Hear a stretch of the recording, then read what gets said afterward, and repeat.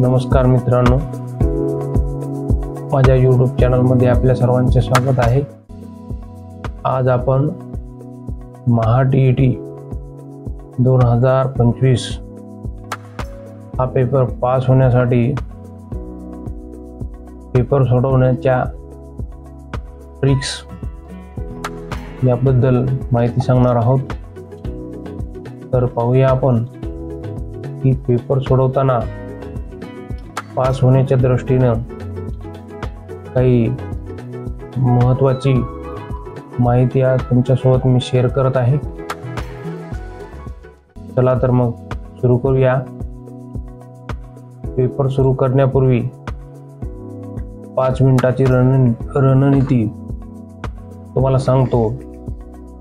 प्रथम संपूर्ण प्रश्नपत्रिका एकदा स्कॅन करा, म्हणजेच थोडंसं धावती नजर टाकून घ्या। त्यानंतर कोणता विभाग तुमचा स्ट्रॉंग आहे हे ठरवा। हे ठरवल्यानंतर कठीण सोपा असे न करता पहिल्यांदा सोपा विभाग सोडवा, नंतर मध्यम असलेला सोडवा आणि सर्वात शेवटी तुमच्या दृष्टीने जो कठीण विभाग आहे तो सोडवा। त्यानंतर 100% ॲक्युरेसी, आपले उत्तर 100% बरोबर येतील यासाठीची मुख्य ट्रिक सांगत आहे। बघा, रूल ऑफ 3 रीडिंग। प्रत्येक प्रश्न 3 वेळा वाचा। पहिली वेळ प्रश्न काय विचारतो आहे हे समजून घ्या। दुसरी वेळ कीवर्ड शोधा, त्यामधील नाही, योग्य कोणते, चुकीचे कोणते, सर्वात योग्य अशा प्रकारचे शब्द शोधा आणि नंतर तिसऱ्या वेळेस योग्य असलेला पर्याय तपासा। अशामुळे काय होईल की जे आपण घाई गडबडीमध्ये ज्या काही सिली मिस्टेक्स करतो, आपल्याला त्या प्रश्नाचे उत्तर येत असताना सुद्धा आपण चुका करतो, अशा प्रकारची चुका आपल्याला यामुळे टाळता येतात। त्यानंतर आपण गेसिंग करण्यासाठी एखाद्या प्रश्नाचे उत्तर आपल्याला येत नसेल तर आपल्याला एलिमिनेशन मेथड या पद्धतीने उत्तर काढता येते। जर उत्तर नक्की माहीत नसेल तर चुकीचे वाटणारे 2 पर्याय बाजूला काढा। त्यानंतर उरलेल्या 2 पर्यायामधील शक्यतो शिक्षणशास्त्र, मानसशास्त्र आणि शिक्षणशास्त्र अशा पर्यायाच्या बाबतीत ज्या पर्यायामध्ये चाइल्ड सेंट्रिक, ॲक्टिव्हिटी बेस्ड असे जर असतील, अंडरस्टँडिंग, लर्निंग बाय डुईंग असे जर शब्द असतील तर शक्यतो तोच बहुतेक योग्य असतो। विद्यार्थी केंद्रबिंदू मानून विद्यार्थ्याच्या दृष्टीने फायदेशीर असलेली गोष्ट कोणती याचा विचार करून प्रश्न आणि त्याचे पर्याय निवडा। पुढे पाहूया। वेळ वाचवण्याची एक ट्रिक सांगतो तुम्हाला। 30 सेकंद नियम। प्रत्येक प्रश्नावर मॅक्झिमम 30 सेकंद द्या। एखादा प्रश्न 30 सेकंदापेक्षा जास्त वेळ घेत असेल तर त्या प्रश्नाला मार्क फॉर रिव्ह्यू करा आणि शेवटी त्या प्रश्नाला वेळ द्या। असे केल्याने पेपर पूर्ण सोडवण्यासाठी नेहमी 20 मिनिटं जास्त मिळतात। पूर्ण पेपर सोडवण्यासाठी 20 मिनिटं जास्त मिळतात। आता पहा, बालमानसशास्त्र अर्थात CDP सोडवण्याची खास ट्रिक सांगतो तुम्हाला।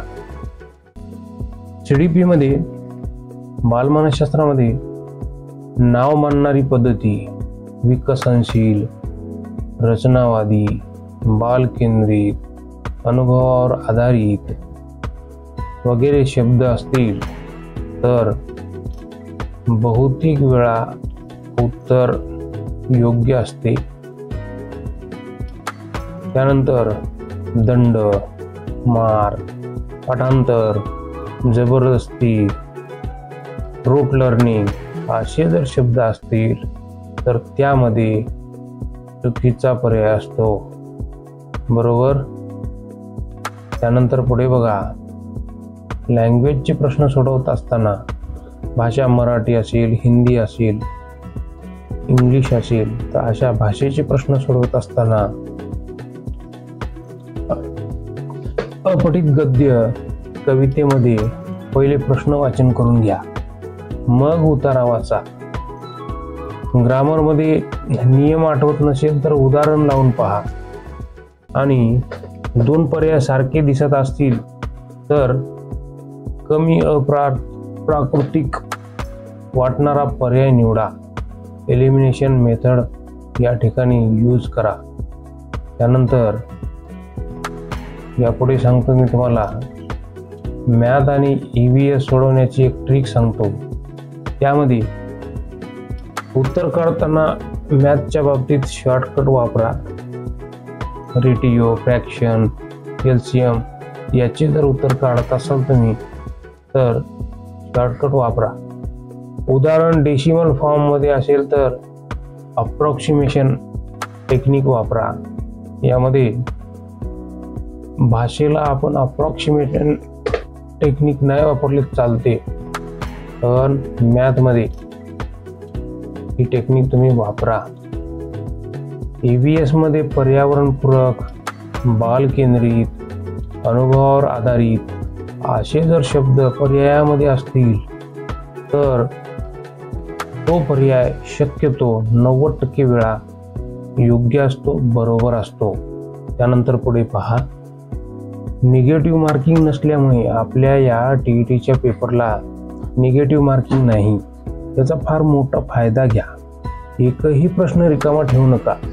सर्व प्रश्न सोपे सोडवल्याच्या नंतर मध्यम असलेले प्रश्न सोडवा.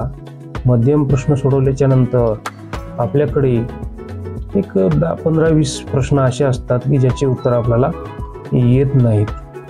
तर येत नसलेले एक 20 प्रश्न कितीही अभ्यास केल्याच्या नंतर एक 15 ते 20 प्रश्न असे असतात की ते आपल्याला येत नाहीत.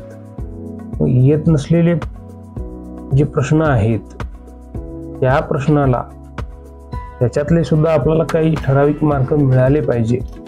यासाठी आपण काय करायला पाहिजे की आपले राहत असलेले जे प्रश्न आहेत ज्याचे उत्तर आपल्याला माहीतच नाही, अशा प्रश्नाला तुम्ही ABCD असे 4 पर्याय असतात, त्यापैकी कुठल्या तरी एकाच पर्यायाला तुम्ही काय करा, गोल करा.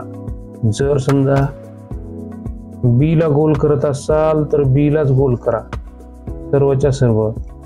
असे जर तुम्ही 20 गोल केले तर त्याच्यातले जवळपास 6 ते 7 हे मार्क त्या ठिकाणी पडतात तुम्हाला. किंवा समजा तुम्ही C या ऑप्शनला गोल केलं तर 6 ते 7 प्रश्न मार्क त्याच्यामधले सुद्धा तुम्हाला पडतात. कारण B आणि C शक्यतो पर्याय असतो. D आणि A मानसशास्त्रीय दृष्ट्या जर विचार केला तर तो पर्याय शक्यतो नसतो. म्हणून B किंवा C दोन्हीपैकी एकच पकडून सर्वच्या सर्व राहिलेले पर्याय गोल करा, जेणेकरून त्याच्यातले काही ठराविक मार्क तुम्हाला मिळतील. त्यानंतर शेवटची 10 मिनिटे रिव्ह्यू करा. पेपर सोडवल्याच्या नंतर आपण मार्क फॉर रिव्ह्यू साठी जे प्रश्न ठेवलेले आहेत त्याकडे पहा. चुकीचे उत्तर बदलताना खूप काळजी घ्या, कारण आपलं उत्तर चुकलेलं असेल तर आपल्याला त्या ठिकाणी उत्तर बदलताना काळजी घ्यावी लागते. पहिलं उत्तर बहुतांश वेळा बरोबर असतं. आपलं जर उत्तर पहिलं बरोबर असेल तर बरोबर आहे ते ठेवा, उत्तर चेंज करण्याचा काय म्हणतात त्याला प्रयत्न करू नका. त्यानंतर तुम्हाला सांगतो, टीईटी मध्ये वारंवार येणारे प्रश्न यावरून उत्तर कसं ओळखायचं. उदाहरणामध्ये child centric, activity based learning, त्यानंतर रचनावाद, learning by doing, individual difference, motivation. त्यानंतर असे जे काही प्रश्न नेहमी आणि वारंवार परीक्षेमध्ये येतात, हे असे जर शब्द पर्यायामध्ये जर असतील तर 80% वेळा तो पर्याय आपला योग्य असतो. बघा, लक्षात घ्या. Continuous compressive evaluation, motivation, individual difference, learning by doing, हे शब्द लक्षात ठेवा. त्या पर्यायामधले हे शब्द महत्त्वाचे आहेत. असे शब्द जर असतील तर तो पर्याय 80% वेळा बरोबर असतो, योग्य असतो. त्यानंतर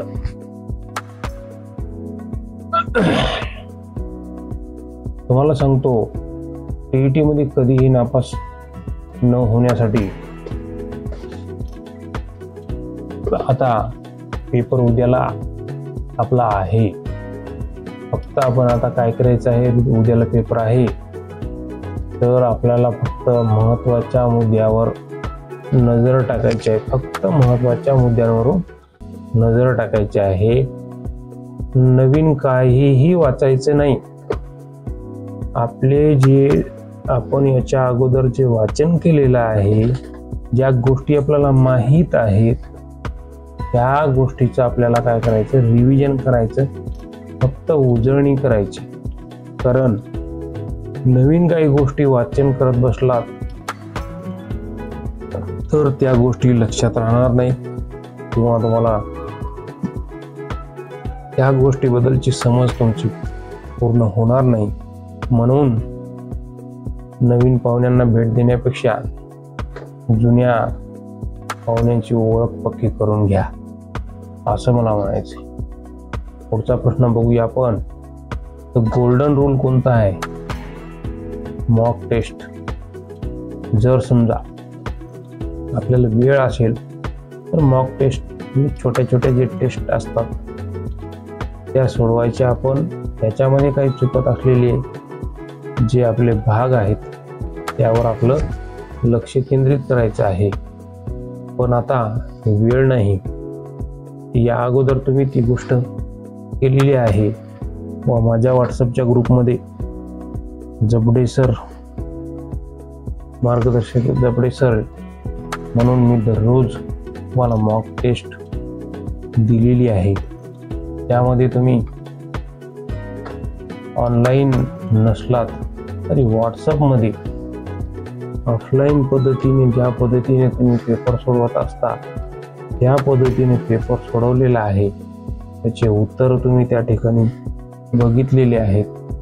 खरोखर तुमचा चांगला सराव झालेला आहे. जे कोणी माझ्या व्हॉट्सअप ग्रुपमध्ये जॉईन होते त्यांना माहिती आहे. तर टीईटीच्या 150 मिनिटाचा आपण वापर कसा करायचा हे मी तुम्हाला सांगतो.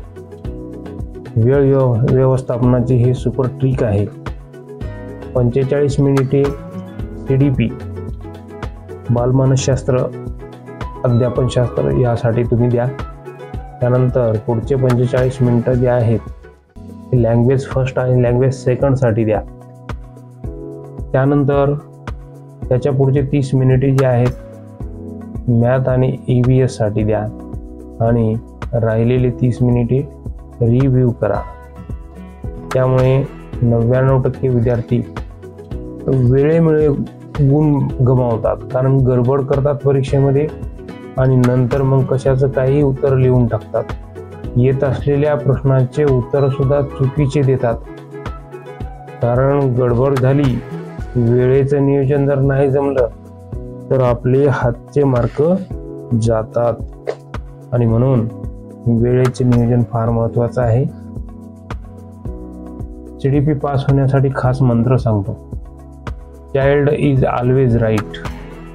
बालक बरोबर असतो, नेहमीच बालक बरोबर असतो. कारण सगळ्या गोष्टी बालकासाठी म्हणजे विद्यार्थ्यासाठी आहेत.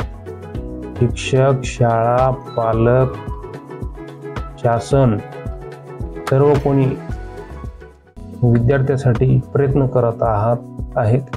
म्हणून विद्यार्थी केंद्रस्थानी ठेवून विद्यार्थ्याच्या दृष्टीने महत्त्वाचे काय आहे असा विचार करून विद्यार्थ्याच्या उपयोगाचे काय आहे हा विचार समोर ठेवून पर्याय शोधा. पर्याय शोधत असताना प्रश्नामध्ये कन्फ्युजन असेल तर त्या पर्यायात योग्य उत्तर असते. प्रश्नामध्ये कन्फ्युजन असेल तर त्या पर्यायामध्ये योग्य उत्तर असते. बाल केंद्रित, अनुभव आधारित, रचनावादी, विविधता मानणारे, भावना, अनुभवाचा आदर करणारे हे जे शब्द आहेत ते 80% CDP प्रश्नामध्ये लागू होतात. तर पुढचा बघूया भाग आपण. लँग्वेज विभागामध्ये कधीही गेसिंग करू नका. यापूर्वी सुद्धा मी तुम्हाला सांगितलं की भाषेमध्ये गेस करू नका. कारण असं जर केलं तुम्ही तर ग्रामरचे उत्तर चुकण्याची जास्त शक्यता असते. म्हणून यूज एक्झाम्पल मेथड.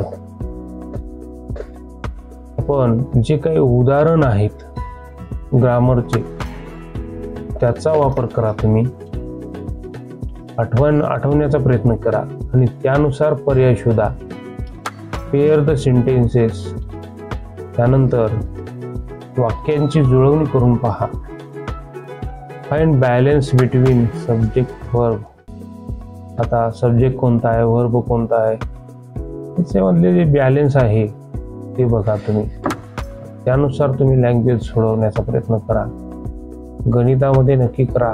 म्हणजे ऑप्शन टेस्टिंग मेथड. उत्तर मोठं वाटत असेल तर मोठा पर्याय टाकून बघा.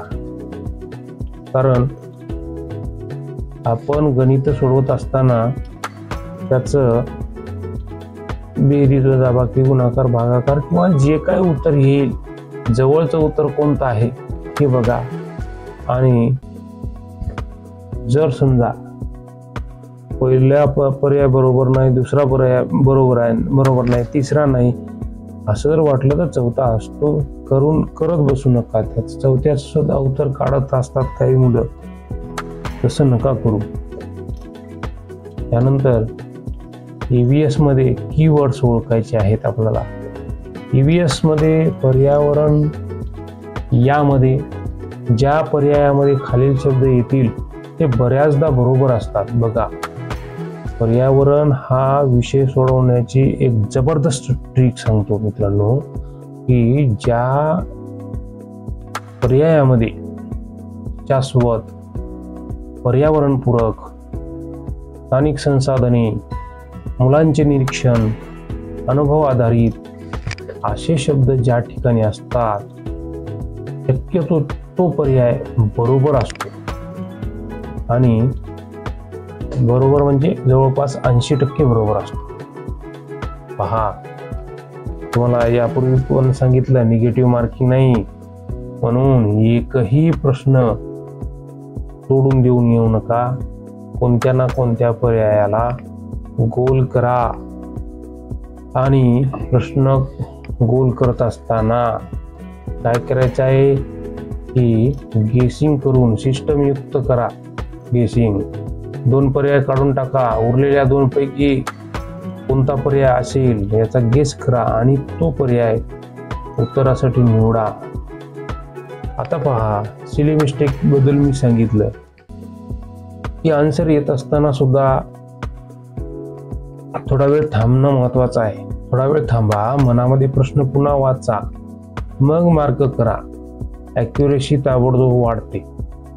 आपण एखादा प्रश्न वाचण्याच्या अगोदर अर्धा प्रश्न वाचला की याचं उत्तर आपल्याला येते असं समजू. आपण तो पर्याय गोल करतोय, पण ते जे ऑप्शन आहे, पर्याय जे आहे शेवटपर्यंत वाचा, कारण शेवटी एखादा शब्द टाकलेला असतो, तो शब्द आपण पाहत नाही, त्यामुळे आपल्याला येत असलेल्या प्रश्नाचे उत्तर आपले जातात. टीईटीचा सर्वात मोठा सिक्रेट जे आहे तो तुम्हाला सांगतो.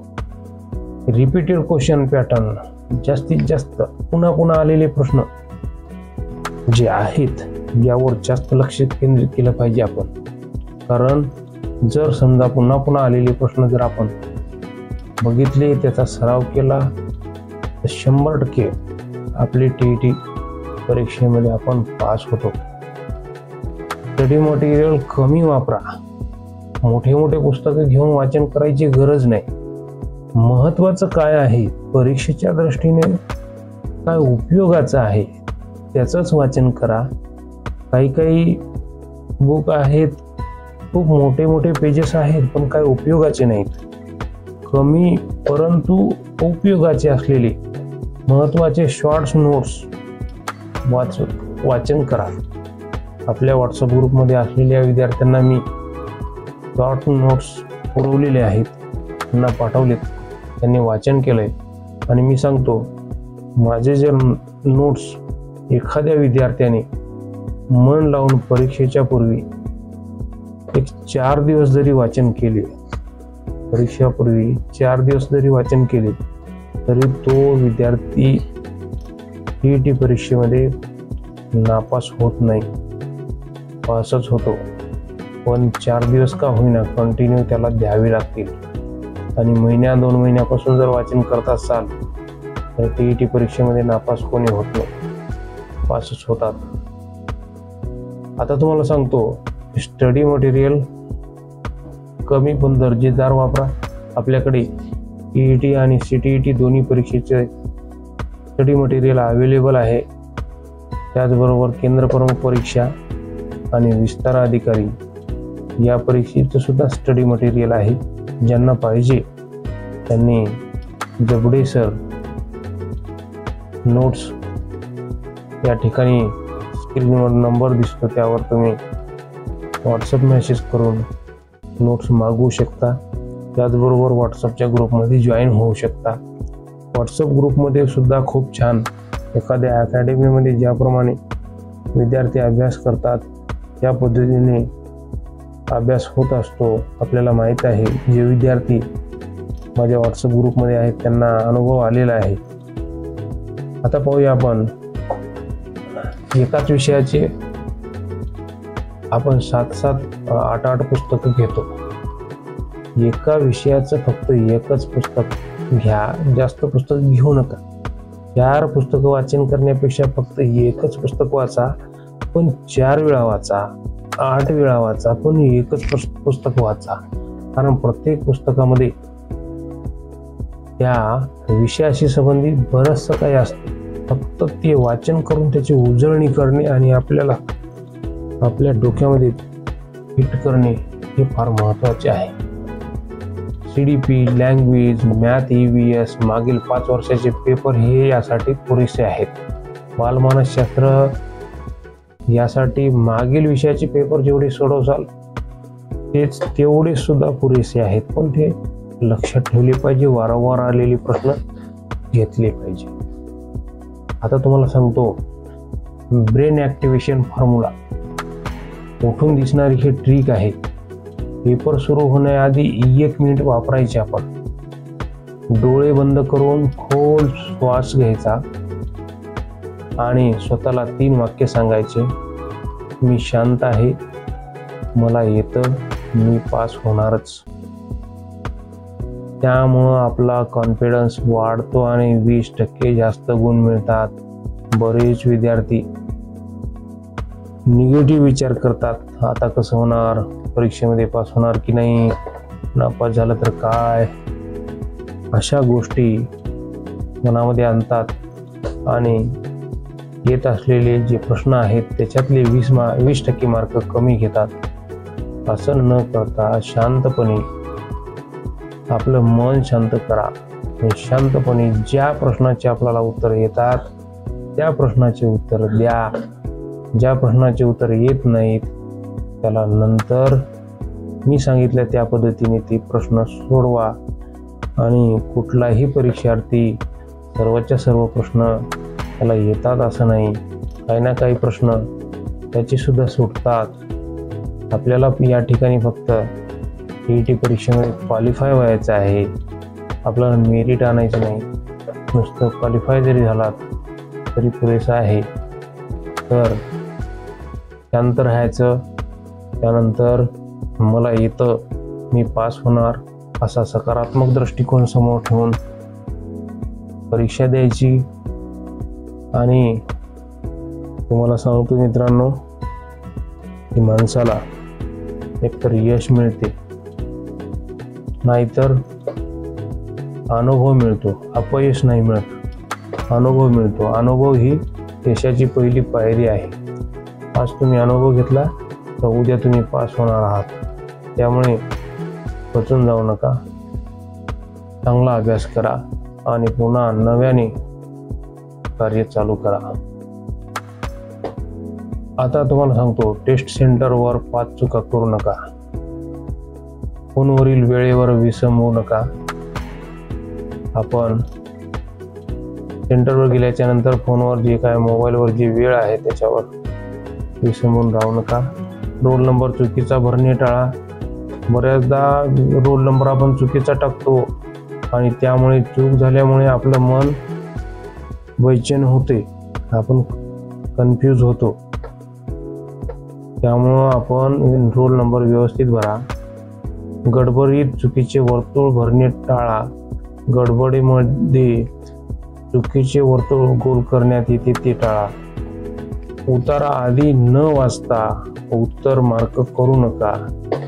उतारा कवितेचा असो का पाठाचा धड्याचा असो, उतारा वाचत असताना अगोदर प्रश्न वाचन करून घ्या आणि नंतर मग उतारा वाचा. आणि घाईघाईत मिसमॅच करू नका. जोड्या लावताना घाईघाईमध्ये आपण जोड्या लावतो, ती गोष्ट करू नका. परीक्षा सेंटरवर गेल्याच्या नंतर निगेटिव्ह बोलणारे व्यक्ती बरेच असतात. असं आहे, तसं आहे असं म्हणतात, पैसे घेऊन पास होतात करतात म्हणतात, असे निगेटिव्हिटी पसरवणारे असतात. त्यांच्यापासून थोडं दूर राहा, कारण काही लोक फक्त तेवढ्यासाठीच आलेले असतात. पेपरच्या शेवटी रिव्ह्यू नक्की करा. पहिले मार्क केलेलेच उत्तर बहुतांश बरोबर असते. रिव्ह्यू मध्ये फक्त चूक स्पष्ट असेल तरच आन्सर बदला. पास होण्यासाठी मिनिमम टार्गेट ठेवा. 105, 150 पैकी 105. जर 150 पैकी 105 गुणाचे प्लॅनिंग केले, मधल्या चुकांनी काही झाले तरी नापास होण्याचा प्रश्न येत नाही. बोनस TET मध्ये वारंवार विचारले जाणारे सुपर कीवर्ड्स हे दिसले की 80% वेळा उत्तर बरोबर असते. बघा, शब्द पहा तुम्ही: learning by doing, scaffolding, social interaction, त्यानंतर readiness, child centred, environment based, experience based. असे जे काही शब्द आहेत ते शब्द तुम्ही लक्षात ठेवा, कारण तसे शब्द जर असतील तर 80% तो जो पर्याय आहे तो आपला बरोबर असतो. तर अशा प्रकारे जर समजा TET साठी तुम्ही नियोजन केलं तर नक्कीच पास होता. तुम्हाला सांगतो, परीक्षेला जाताना बऱ्याचदा आपण घाई गडबड करतो आणि त्यामुळे आपल्या मनावर परीक्षेचा ताण येतो. त्यासाठी आपण घाई गडबड करू नये. परीक्षेला जाताना काय करायचं हे सांगतो की तुम्हाला. TET परीक्षेपूर्वी घ्यावयाची अतिशय महत्त्वाची काळजी म्हणजे जाताना आवश्यक ते साहित्य तयार ठेवा.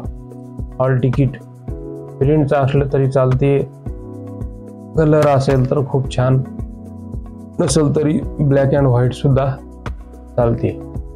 मूळ फोटो ID, आपला फोटो ID घेऊन जा. आधार कार्ड, पॅन कार्ड, त्यानंतर मतदान कार्ड, जे काय आपल्याकडे अवेलेबल आहे जे आपण उल्लेख केलेला आहे आपल्या याच्यामध्ये फॉर्ममध्ये, ते घेऊन जा. 2 पासपोर्ट फोटो न्या, ब्ल्यू आणि ब्लॅक बॉल पेन न्या. हे सर्व आपल्या बॅगमध्ये रात्रीच टाकून द्या किंवा काढून ठेवा, जेणेकरून आपली धावपळ होणार नाही. महिलांनी आपल्या नावामध्ये बदल असेल तर नाव चेंज केल्याचा, बदल असल्याचा पुरावा सोबत घेऊन जा. त्यामुळे आपली काय म्हणता येईल त्याला, गैरसोय होणार नाही.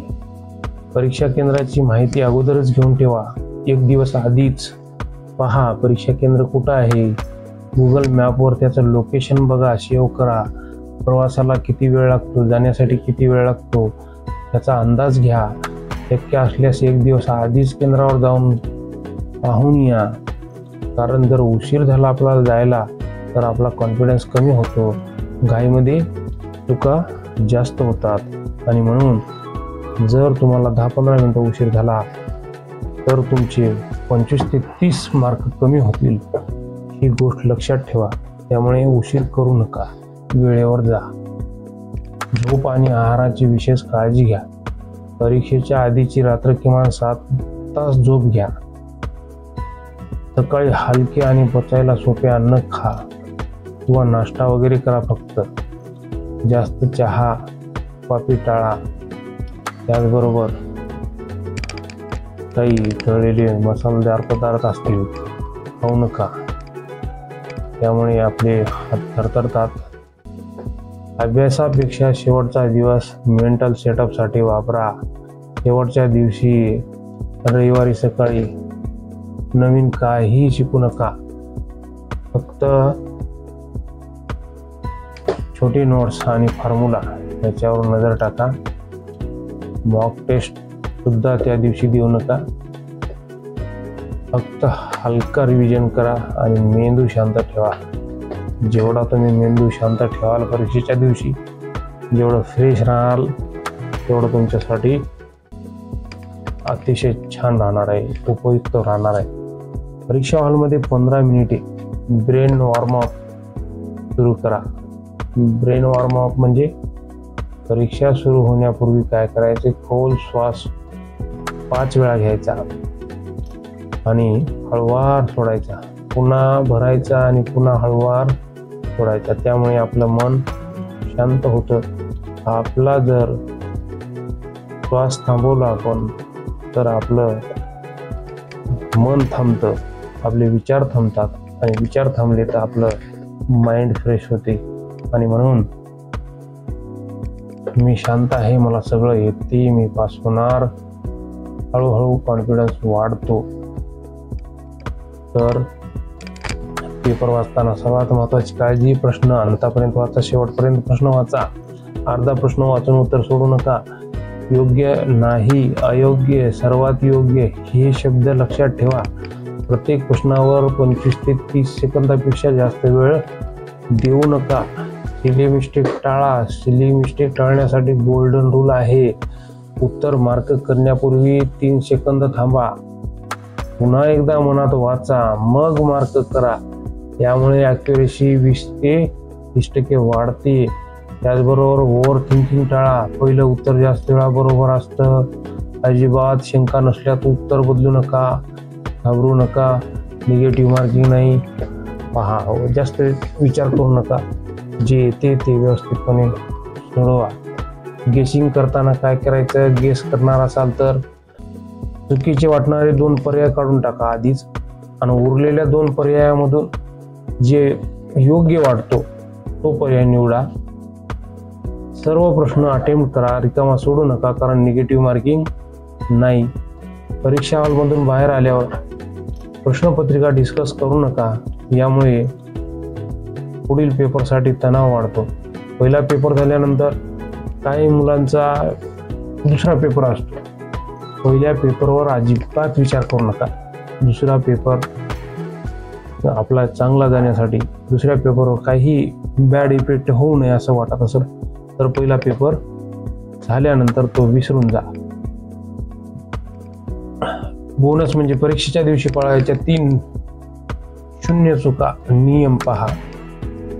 घाई करू नका. त्यानंतर नो पॅनिक होऊ नका. आणि नो ब्लँक क्वेश्चन्स, एकही प्रश्न रिकामा ठेवू नका. घाई, no hurry, no panic, no blank, हे 3 प्रश्न, हे 3 नियम लक्षात ठेवा. आणि यामुळे बोनस आपल्याला मिळणार आहे. सर्वांना टी परीक्षेसाठी माझ्याकडून शुभेच्छा. खूप खूप धन्यवाद. शेवटपर्यंत व्हिडिओ बघला त्याबद्दल मी आपल्या सर्वांचा आभारी आहे. आता या ठिकाणी आपण थांबूया.